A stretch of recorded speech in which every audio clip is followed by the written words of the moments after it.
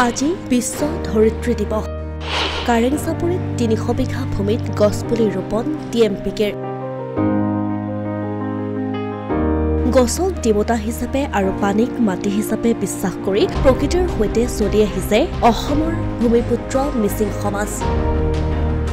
যাৰ বাবে বগীবিলৰ ব্ৰহ্মপুত্ৰ নদীৰ বালিময় চাপৰিত ব্ৰহ্মপুত্ৰৰ গৰাখহনীয়াক ভেটা দিবলৈ বহু গছপুলি ৰোপণৰ লক্ষ্য থিৰাং কৰি লৈছে TMPK। গছ-গছনিৰ অবিহনে মানুহ জীয়াই থকাটো সম্ভৱ নহয়। যিহেতু মিচিং সমাজ কৃষিজীৱী বা প্ৰাকৃতিৰ ওপৰত পূজা অৰ্চনা কৰি আমি জীয়াই আছোঁ। গতিকে আমাৰ বিশ্বাস আমি গছক আমি দেৱতা হিচাপে মানো। আমি সেই গছক দেৱতা হিচাপে পানীক মাটি হিচাপে এনেকুৱা ধৰণৰ আমি বিশ্বাস আছে। আমি প্ৰকৃতিৰ লগত সদায় চলি আহিছোঁ আৰু সদায় চলি যাম। আৰু প্ৰকৃতিটো হৈছে আমাৰ গছ-গছনি সকলো বায়ুমণ্ডলৰ লগহে প্ৰকৃতি হৈছে। গতিকে আমি বিশ্বাস সেই প্ৰকৃতিৰ লগত আমি খাপ খুৱাই চলিবলৈ হ'লে প্ৰকৃতিক সংৰক্ষণ কৰিব লাগিব। প্ৰকৃতিক সংৰক্ষণ কৰিবলৈ হ'লে মানে গছ ৰুব লাগিব। গছ ৰুলে ইয়াতে আপোনালোকে পৰিলক্ষিত হৈছে যে ইয়াতে শিয়াল, শহাপহু, বনৰীয়া ম'হ আদিৰ বিস্তৰণ হৈছে।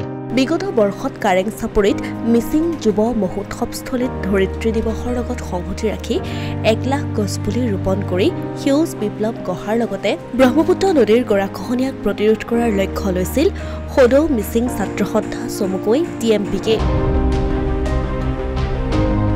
1 লাখ গছপুলি ৰোপণ কৰা হৈছিল যদিও কিছুসংখ্যক গছপুলি মৃত্যুমুখত পৰিছিল আৰু সেয়েহে এইবাৰ সঠিক প্ৰশিক্ষণ লৈ পুনৰ বিশ্ব ধৰিত্ৰী দিৱস উপলক্ষে মিচিং যুৱ মহোৎসৱস্থলীত গছপুলি ৰোপণ কৰা হয়। ধৰিত্ৰী দিৱসৰ কাৰণে সকলো অসমবাসী ৰাইজক মই শুভেচ্ছা জ্ঞাপন কৰিছোঁ। যোৱাবাৰ আমি আজিৰ দিনটোতে 1 লাখ গছপুলি ৰুইছিলোঁ আৰু এই 1 লাখ গছপুলিৰ প্ৰায় 50% মৰিলে।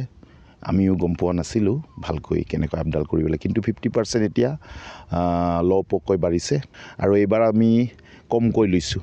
এইবাৰ আমি আজি গৰাখহনীয়া প্ৰতিৰোধকাৰী গছ আমি 300 জোপা ৰুইছোঁ আৰু আমি ফল মূল গছ আমি 100 জোপা, মাত্ৰ 400 জোপাহে আমি আজিৰ দিনটোত ৰুইছোঁ। আৰু আমি 5 জুন তাৰিখক টাৰ্গেট কৰি আজিৰ পৰা আৰম্ভ কৰি প্ৰতিদিনে আমি 100 গছ ৰুম।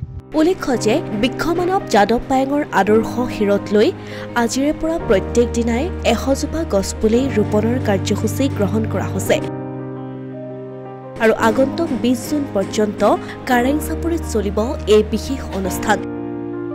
অসমীয়া প্ৰতিদিন ডিজিটেল সংবাদ চিলাপথাৰ।